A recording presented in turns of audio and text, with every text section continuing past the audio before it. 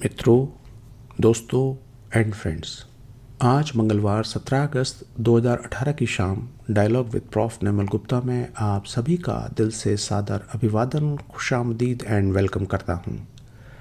हमेशा की तरह डायलॉग शुरू करने से पहले एक बेहद ख़ास बात आपसे कह दूं कि हमारी इस चर्चा का एक भी शब्द किसी भी पार्टी विशेष या विचारधारा से कोई सरोकार नहीं रखता है।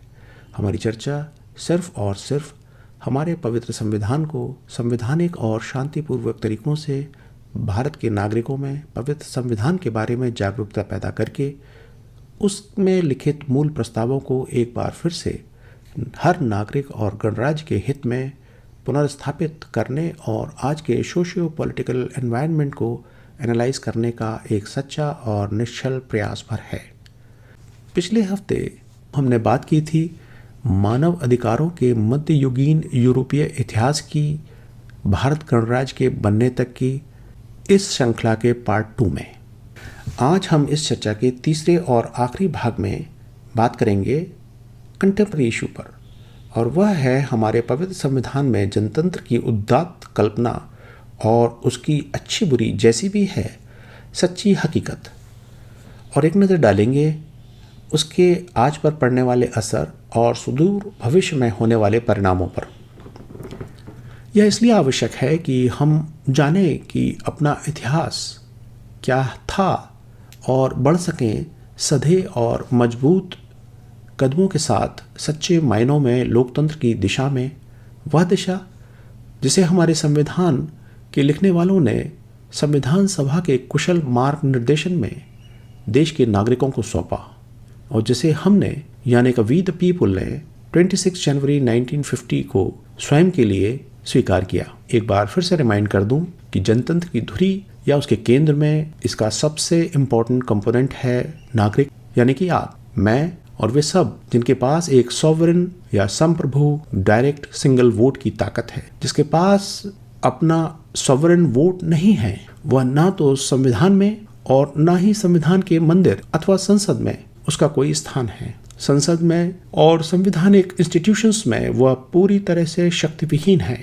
इससे पहले कि हम ये जानें कि किस तरह से नागरिकों से वह शक्ति छीनी गई है या नागरिकों ने स्वयं गंवाई है, मगर पहले इस प्रक्रिया का प्लेन वर्ड्स में कहूँ तो साजिश को जान लेते हैं। समानता के अधिकार की बात करें तो वह सिर्फ लिखने, बोलने और सुनने की बात नहीं है। वह सिर्फ सामान्य नागरिकों पर लागू नहीं होती है, बल्कि वह उन पर भी लागू होती है जिन्हें संवैधानिक जिम्मेदारियां मिली हुई हैं या जो देश की सेवा करने के लिए चुनाव लड़ना चाहते हैं और उस जिम्मेदारी को अपने कंधों पर उठाना चाहते हैं। असलियत क्या है ये किसी से नहीं छिपा है। आपके पास जब भी कभी 10 से 12 मिनट की फुर्सत हो और मन भी हो तो 7 अगस्त 2018 को एपिसोड 22 वाली चर्चा को YouTube पर अवश्य सुनिएगा। अभी तक के पिछले सभी डायलॉग्स अब YouTube चैनल पर एक प्लेलिस्ट के रूप में उपलब्ध हैं। आप उन्हें YouTube के सर्च बॉक्स में डायलॉग विद प्रॉफ निर्मल गुप्ता लिखेंगे तो उन्हें बहुत ही आसानी से पाकर अपनी सुविधा अनुसार सुन सकते हैं। यदि आप इस चर्चा को लाइव सुन रहे हैं और आपके मन में सवाल उठ रहे हैं तो मुझे विश्वास है वे चर्चाएं आप सभी को अच्छी भी लगेंगी और आपको कुछ नई जानकारी भी मिलेगी। निष्पक्ष उपयोगी लगे तो उसे सब्सक्राइब कर सकते हैं और अपने दोस्तों साथियों को भी सुनने और सब्सक्राइब करने के लिए प्रेरित कर सकते हैं। खास तौर पर युवा साथियों और नए वोटर्स के बीच एक बैलेंस नजरिया बनाने में मदद करने के लिए। मुझे पूरा विश्वास है कि आप में से कई यदि राजनीति और राजनीतिज्ञों को पसंद नहीं करते हैं तो कई ऐसे भी होंगे जो चाहते हैं कि देश में उज्जवल छवि के राजनेताओं द्वारा स्वच्छ और कल्याणकारी राजनीति हो। मगर क्या आप जानते हैं कि इस अवस्था को प्राप्त करने के लिए चुनाव लड़ने और उसे वोट देने वाले व्यक्ति के अच्छे चरित्र और संस्कारों के अलावा वह प्रक्रिया जिसके द्वारा यह सब होने जा रहा है, यानी वोटिंग का सरल, निष्पक्ष और सबसे अधिक सभी को समान अवसर देने वाली बनाना, और यदि वह नहीं है तो उसे बनाना होगा। आपको आश्चर्य होगा कि 1951-52 के चुनाव से लेकर आज तक जितने भी चुनाव इस देश में हुए हैं, यदि हम ये बात मान भी लें कि चुनाव लड़ने वाले ग्लैडिएटर्स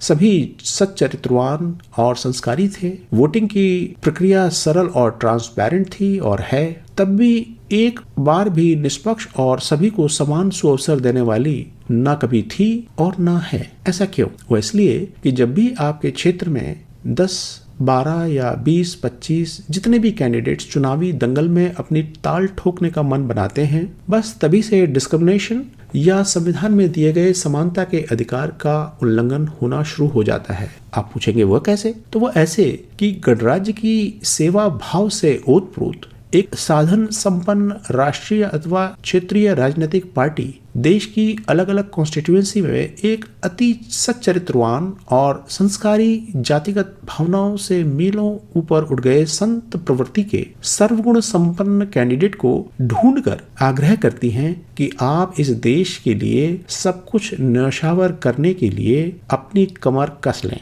और माथे को कफन से ढककर चुनावी समर में पार्टी के रिजर्व चुनाव चिन्ह को लेकर अपना सर्वस्व बलिदान कर दें।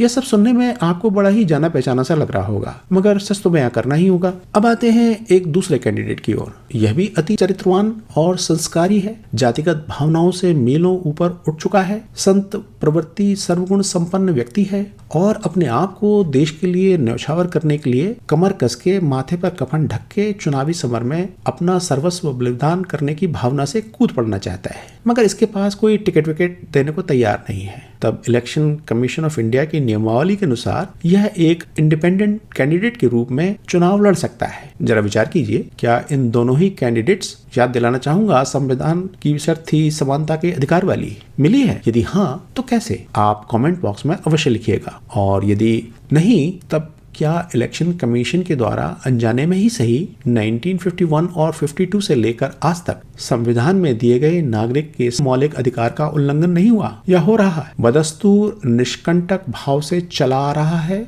और बहुत कम लोग इस बात को गंभीरता से समझ रहे हैं और इस बात को भी नहीं समझ रहे हैं कि इसका देश के प्रजातंत्र पर क्या प्रभाव पड़ रहा है। ऐसी अवस्था में आप क्या सोचते हैं? आपका तटस्थ भाव क्या कहता है?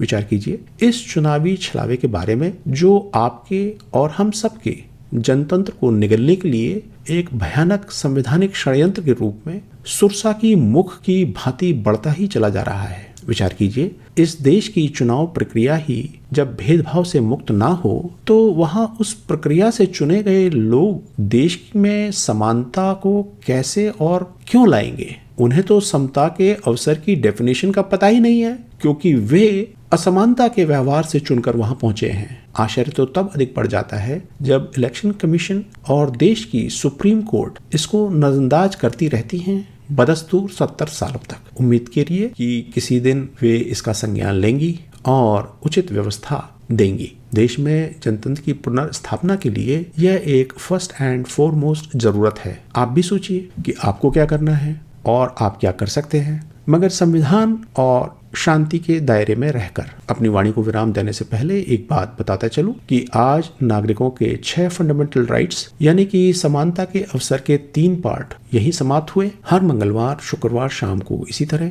अगले मंगलवार 21 अगस्त 2018 को हम एक बार फिर मिलेंगे डायलॉग विद प्रोफेसर निर्मल गुप्ता में, अपने इस वायदे के साथ कि अगली बार बात करेंगे गणराज्य के नागरिकों को संविधान में दिए गए दूसरे अधिकार के बारे में, स्वतंत्रता के अधिकार के बारे में, जिसे हम समझेंगे पवित्र संविधान के परिप्रेक्ष्य में देश के संवैधानिक इंस्टीट्यूशंस, संसदीय प्रजातंत्र की दशा और दिशा को मद्देनजर रखते हुए, पर बिना किसी पार्टी या विचारधारा से प्रभावित हुए बिना। मैं दिल की गहराइयों से यह उम्मीद, विश्वास और एक्सपेक्टेशन के साथ कि आप आज की चर्चा पर अपने परिवार और साथियों के साथ विचार करेंगे, अपना एक स्वतंत्र निर्णय बनाएंगे और भारत में पवित्र संविधान के प्रति सच्ची श्रद्धा और राष्ट्रभूमि में जनतंत्र की स्थापना के महान प्रयास में अपना योगदान करने की बात सोचेंगे। शुक्रिया कहते हुए आप सभी सुनने वालों से विदा लेता हूँ। शुभ रात्रि, शब खैर एंड गुड नाइट। जय हिंद।